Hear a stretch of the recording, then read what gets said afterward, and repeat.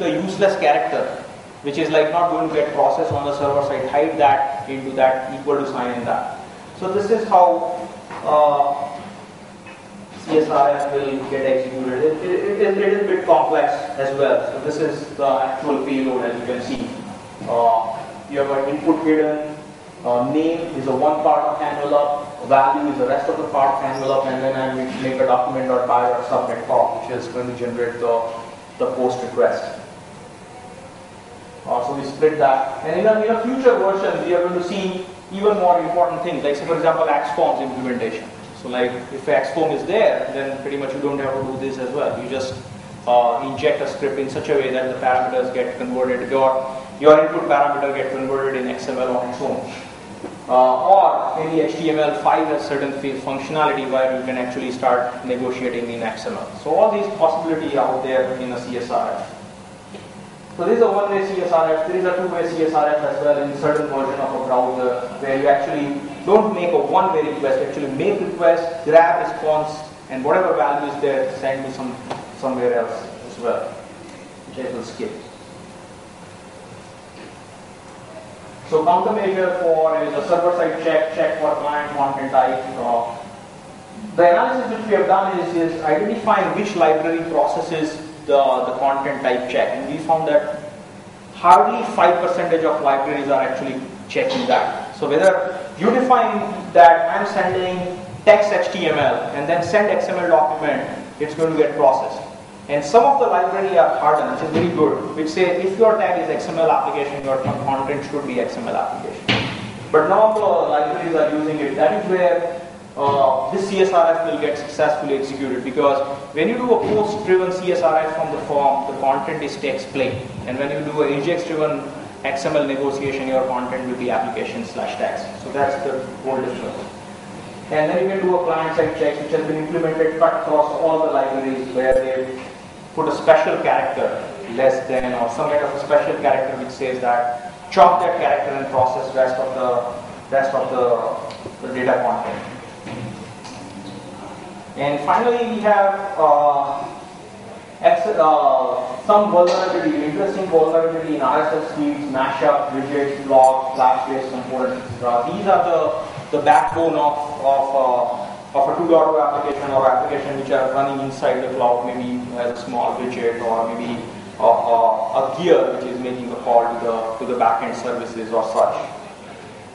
So say for example, if you take the RSS feed, so in RSS feed over here, as you can see, you have RSS feed reader over here, and where you can pick RSS feed, and you pick RSS feed, and then you get these kind of a document back. And as soon as you click this interesting link, it's going to get a script inside, because someone has injected a script in your RSS feed. So for example, if we look at this, now I just go ahead and go to the widgets. There are different widgets and gadgets over here. Now I pick one of them, this RSS feed. Now this is an AJAX file which you are looking at below over here. So I pick trade information. This will go to the RSS proxy and get that news.xml for me. And then you can see the actual content over here, which is a news.xml. And this is where someone has injected, you say load response over here. And this is the XML document which has come as RSS feed. And someone has injected link JavaScript alert SSS. And instead of this, there can be a payload as well. So you see this click, you are dead. Similarly, some interesting hacks with the mashups. Essentially, a mashup application is like a clouded application which is integrating two different set of applications into the one. So that's where the mashup issues can happen. Or widgets and gadgets hacking, which is a very interesting area, because if your two different widgets are utilizing the same DOM, then pretty much one widget can look at the other widget. So if someone has injected a malicious widget which is actually sniffing or monitoring all different widgets, that kind of framework is quite possible with the widgets and gadgets. I should have two demos here. Okay, so here is a mashup application which we have. So this is a mashup application of, say, for example, eBay and Google Maps. And someone has posted a product profile as a Jack has posted 10 CDs or something which you can buy. So you just go there and see show profile. If someone interested who is before buying from him. So you do a load response over here. It says first name, last name, his number if you want to call. And then you click on the John's profile or Larry's profile over here. So you go to the John's profile and do the same thing over here. And as you can see over here, this will get success because he has injected malicious content in his profile. So that is going to get executed in your script. So this is where the whole idea of in the cloud, the data which is coming into your application is not coming from a trusted source. Maybe like eBay, maybe a trusted, but maybe something which you are executing from the untrusted sources. So that's where the source of vulnerability in next generation applications which we are seeing. But this is a very interesting one. Now, this is a widgets. Now, this is a malicious widget you can see over here. And then there is an email widget over here. Now, all this widget is sharing the same DOM. So we moved our mouse from this and then enter user Shreeraj and password. As you can see, my username and password has been taken and sent to attacker.org because this guy is watching on my widget. So when this kind of a common DOM is used, this kind of a vulnerability is possible. Now I can show the source code as well how this can be done. Over here what is done is that this image tag has been hooked with the rel event, one of the events in the JavaScript, and that particular event is actually mapped to the username and password field. So as soon as the username and password field over here, txt user and a txt password, which I know that these are the field names which I am interested in looking at, it will make a get key function.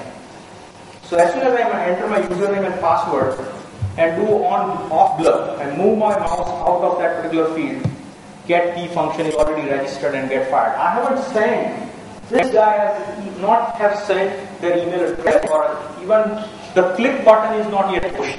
Before that, the username and password has been shipped to somewhere else. So these are the typical few vulnerabilities which you can see on the client side. And then the flaws are also another area where you can identify a lot of different aspects. So that's pretty much it. Any question on all three sessions which we covered? So essentially we started on the first session is like the whole infrastructure of the cloud and what is the fundamental principles are infrastructure, platform and software services. What we are looking at is a software as a service would have around 85% of attacks. Below 2 would be 15% in the platform and infrastructure. So we covered that and what kind of trends are there and what kind of companies out there. In the second session we just focus on SOA and web services. Be it a JSON, be it a SOAP, how you can assess, how you can test those SOA-based services.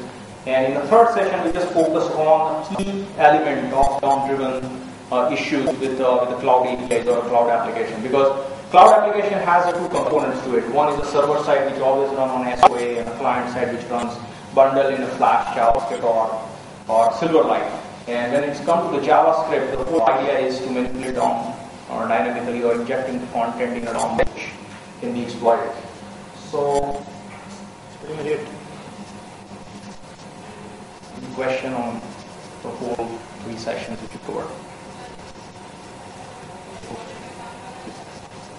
Okay, thank you very much for listening patiently. And you have my email address. If you have any questions, feel free to write me or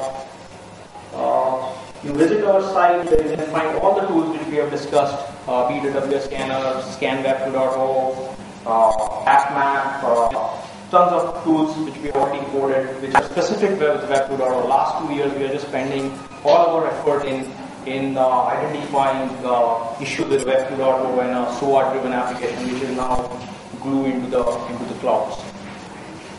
So Shreeraj, my blog is at shreeraj.blogspot.com. You can reach me at shreeraj.com and all tools are at fluency.com site. Ping me if you have any questions. Okay, thank you very much.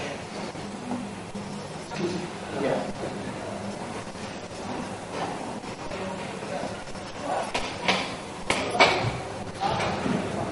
You need need like a human intelligence. Humans can, the whole pen testing job has been shifted from automated to behavioral. So like if I do this, and this, I am vulnerable. If I get this, and if I do this, and this, and if I don't get this, then I am vulnerable too.